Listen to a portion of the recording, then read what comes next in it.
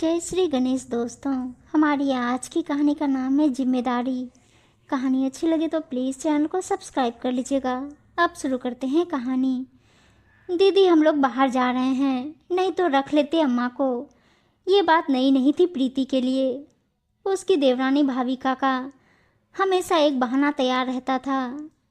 प्रीति की सास उसके साथ ही रहती थी, लेकिन कभी भी ज़रूरत पड़ने पर सोचती कि सासू माँ को कुछ दिनों के लिए देवरानी के घर भेज दें, तो वो कोई ना कोई बहाना बनाकर पीछा छुड़ा लेती थी।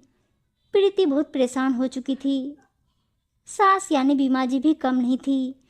वो भी भाविका के घर जाना ही नहीं चाहती थी, क्योंकि वहाँ उनके ऐश आराम में दिक्कत आती थी। ना जाने कैसी मानसिकता थी उनकी। अपने ही बेटों के लिए बड़े बेटे के घर ही रहना पसंद करती थी, क्योंकि यहाँ सुख सुविधा बहुत थी। और छोटी बहू से कभी नहीं पटी उनकी। बड़ी बहू क्या करती, उसने तो शुरू से मुंह बंद करके सब कुछ सहा था। और पति भी ऐसा मिला था कि माँ के आगे मुंह नहीं खुलता था। प्रीति कुछ कहे भी तो उल्टा सुना दे कि ये घर माँ का भी है, जिसे परेशानी है वो चला जाए यहाँ से, मैं अम्मा को कुछ नहीं कहूँगा। इसी बात का फ़ायदा उठाकर सभी प्रीति पर चढ़े रहते।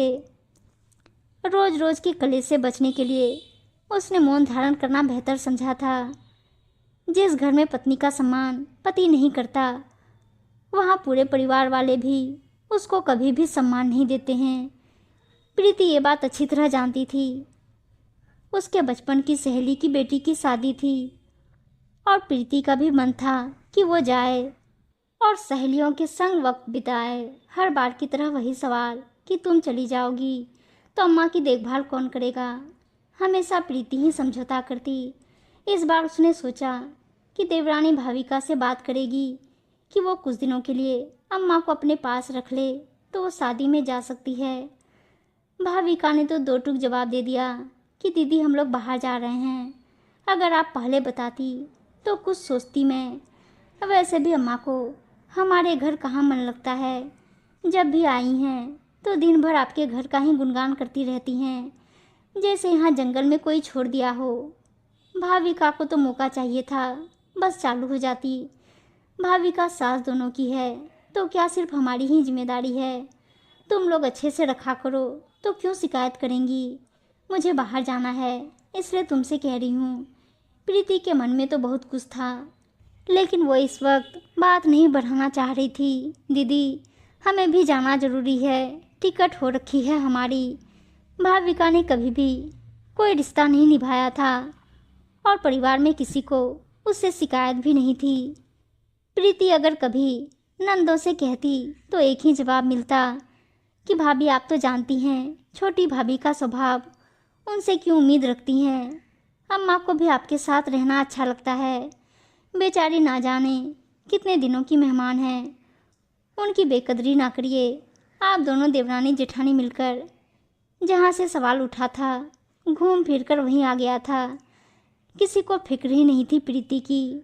आखिर उसकी क्या गलती थी, उसे हक नहीं था कहीं भी जाने आने का।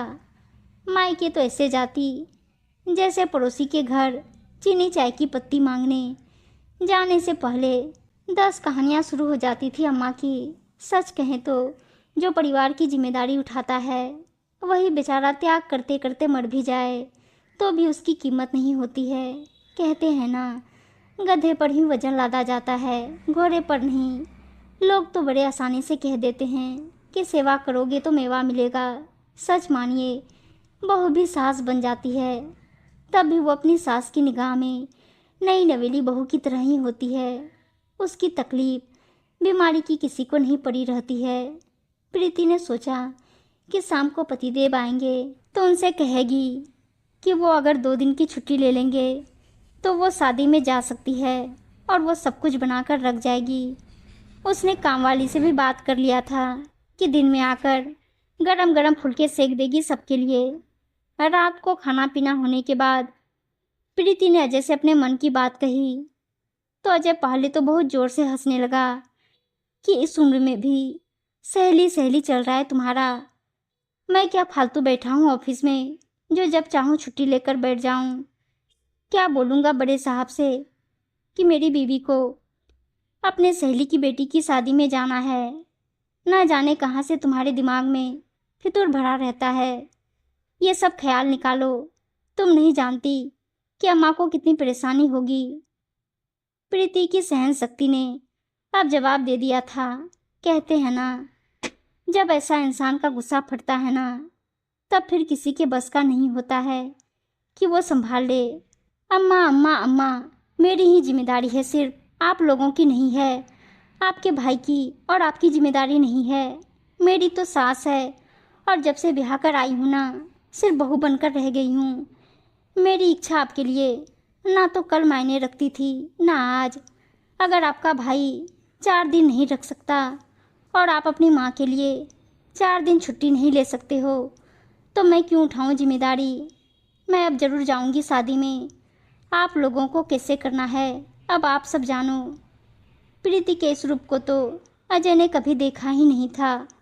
वो अवाक खड़ा रह गया। उसकी जुबान में मानो ताला लग गया हो, क्योंकि प्रीति सही थी। दुनिया ऐसी ही है।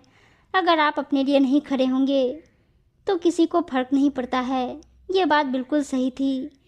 प्रीति ने अपना टिकट करवा लिया था और अब वो अपने फैसले पर अडिग थी।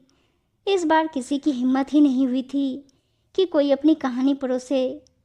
हम अगर जिम्मेदारी उठाते हैं और अपने परिवार को लेकर चलते हैं, तो परिवार की भी जिम्मेदारी बनती है कि वो भी हमारी खुशी के बारे में सोचे।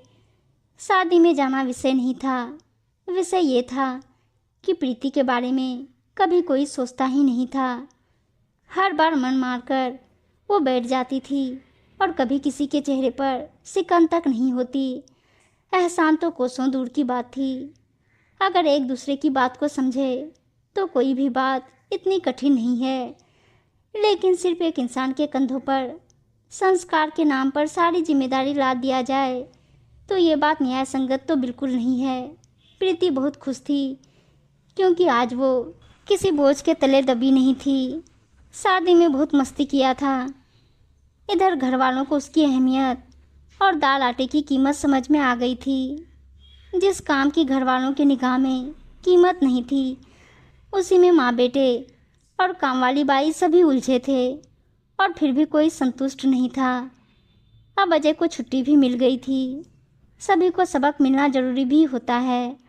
हर रिश्ते की अपनी अहमियत है परिवार में, इसलिए सभी के भावनाओं की कद्र करना भी ज़रूरी है। उम्मीद है दोस्तों कहानी अच्छी लगी होगी, और अच्छी अच्छी कहानियाँ सुनने के लिए चैनल को सब्सक्राइब और वीडियो को लाइक से ज़रूर कर दीजिएगा। धन्यवाद दोस्तों।